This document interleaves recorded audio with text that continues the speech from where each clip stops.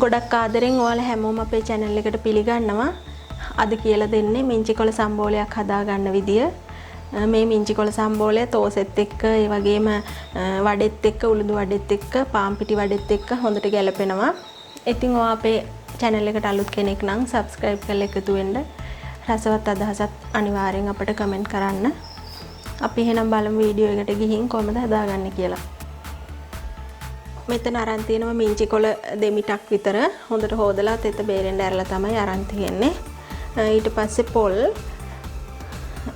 පොල් බොහොම පොඩි ප්‍රමාණයක් තමයි පොල් හිරමනා තලෙන් දෙකක් විතර තමයි අරන් තියෙන්නේ. ඊට පස්සේ රතු ලුණු පොඩ්ඩක් වැඩි වුණාට කමකුත් නැහැ. මම රතු ලුණු ගෙඩි 15ක් 20ක් විතර අරන් තියෙනවා. ඊට පස්සේ නයි කොච්චි කරලක් දානවා. දෙහි ඇඹුල් ඕන. ඊට අමතරව ගම්මිරිස් කුඩු මම මෙතෙන්ට අරන් තියෙන්නේ තේ හැඳි කාලකට වැඩිය චුට්ටක් අරන් තියෙනවා. භාගයකට කිට්ටු වෙන්න. ඊට පස්සේ රස අණුව ලුණු. ওই ටික තමයි අපිට ඕන වෙන්නේ. මම මුලින්ම මිංචි කොළ ටික මේ විදියට දා ගන්නවා. ඊට පස්සේ ලුණු ටික කොච්චි කරලා දා ගන්නවා.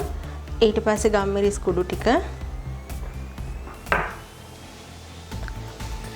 ඊට පස්සේ ලුණු. මම ලුණු මේ විදියට මට අතේ මිම්මට මම දාගන්නේ. ඔයාලා රස අණුව එකතු කරගන්න. දැන් අපි මේ ටික ඉස්සෙල්ලා පොඩ්ඩක් කොටාගෙන ඊට පස්සේ පොල් ටික එකතු කරගමු.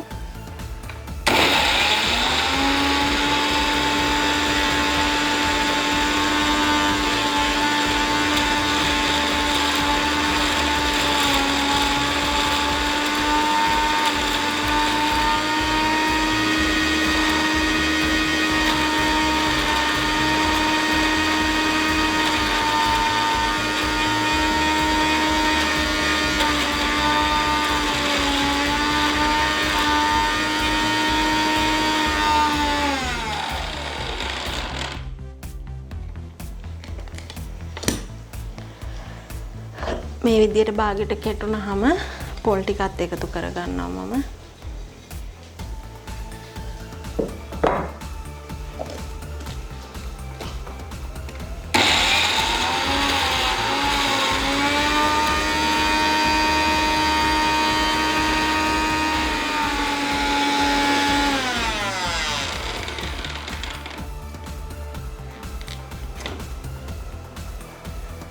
හොඳට කෙටිලා තියෙන්නේ.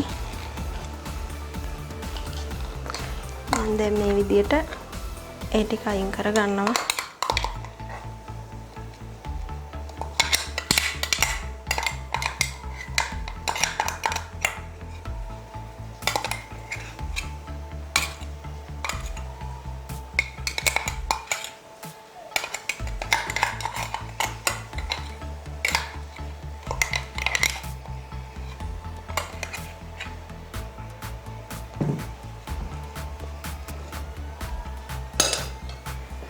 දැන් අපි දෙහි ඇඹුල් ටික එකතු කරගමු.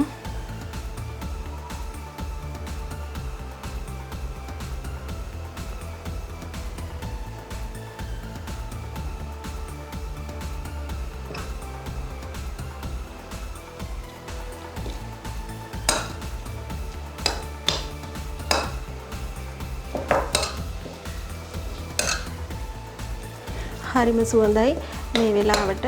ඔයාලට මිංචි කොලත් එක්ක කරපිංච කොළ කීපයක් එහෙම නැත්නම් කොත්තමල්ලි කොළ කීපයක් එකතු කරගන්නත් පුළුවනි.